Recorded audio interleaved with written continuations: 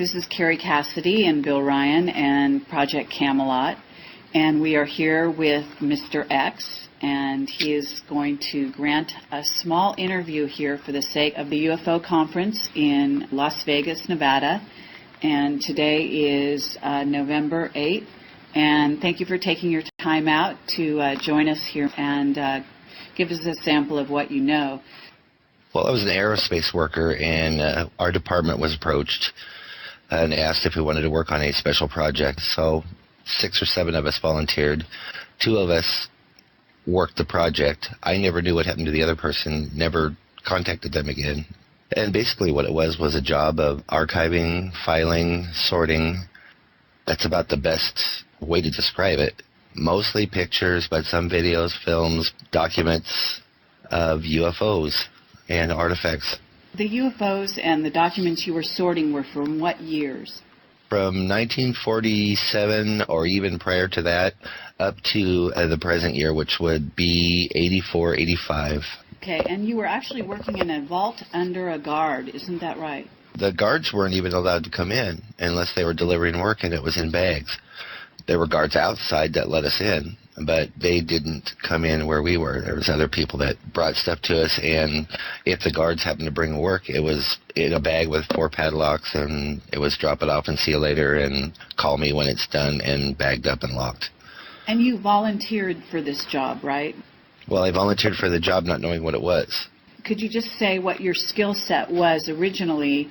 In other words, I know you were sorting these documents and actually viewing videos, is that right? On rare occasions, most of it was just videos and cases, and they had like a picture on the outside, but once in a while they would provide us with a little projector with a little monitor that we could look at them. These were huge video cassettes, big ones, probably about 1 foot wide by 6 inches by 2 inches thick. You actually saw pictures of aliens, isn't that right? Some, not a whole lot, but enough to know that that's what they were. More photos of crafts flying than anything else. Okay, can you describe the aliens, for example? There was the typical gray that you see all over the place. There's several photos floating around, and people use them as avatars nowadays, but there's a few famous photos out there, and they pretty much look that way. There's variations. But there was also some taller orange ones and white ones, kind of the same type of deal, just different color skin, that were allegedly the creators of the Greys, who allegedly were supposed to be our creators. When you say allegedly, this is stuff that you were reading about in the documentation?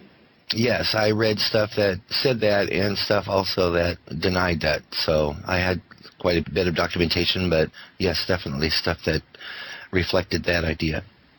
And do you know where these instructions came from, what part of the U.S. government? Because you were working for a major defense contractor, isn't that right? Yes. They were from all different agencies. There was Air Force documents. There was documents from the U.S. government, from Congress. A lot of them were from NORAD. There was mostly like Air Force base memos and military stuff.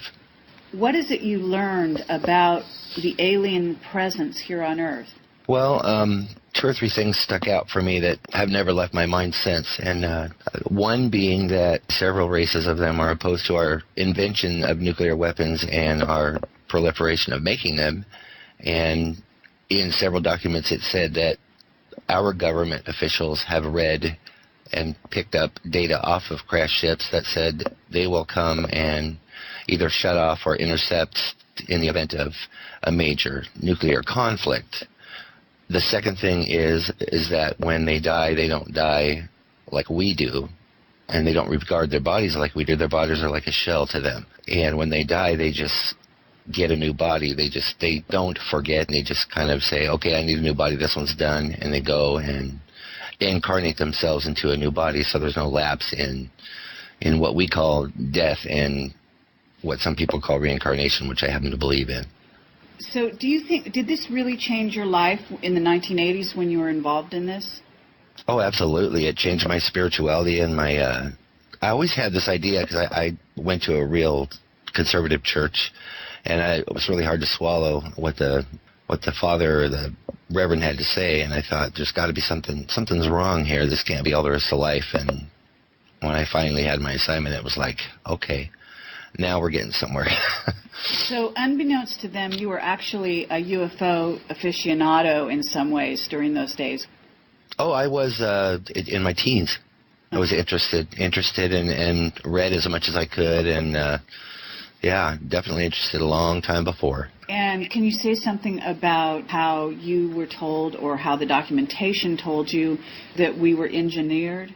There was words like created. Now, given our science, I think those two could equate to one another. Did you know who was writing the documentation? It was a combination of stuff that was relayed to us by the Greys and other stuff that was written by scientists, I would guess employed by the government and signed by scientists, and knowledge from what we had discovered from reverse engineering or autopsies or the like, and knowledge from them also. Did you come across anything that talked about the future of humanity and or on the planet?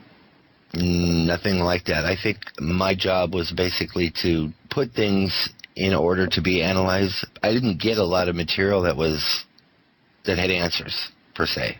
I got a lot of data. Did you come across anything about the ETs making their presence known? Only if in the event of nuclear conflict. All right. Well, thank you very much, and we're going to wind this up right now because this is we don't have much time here. But thank you very much again for coming forward and for being so honest, and we really appreciate it, and humanity appreciates it as well. Oh, you're very welcome, and hello everybody in the audience. I wish I could be there with you.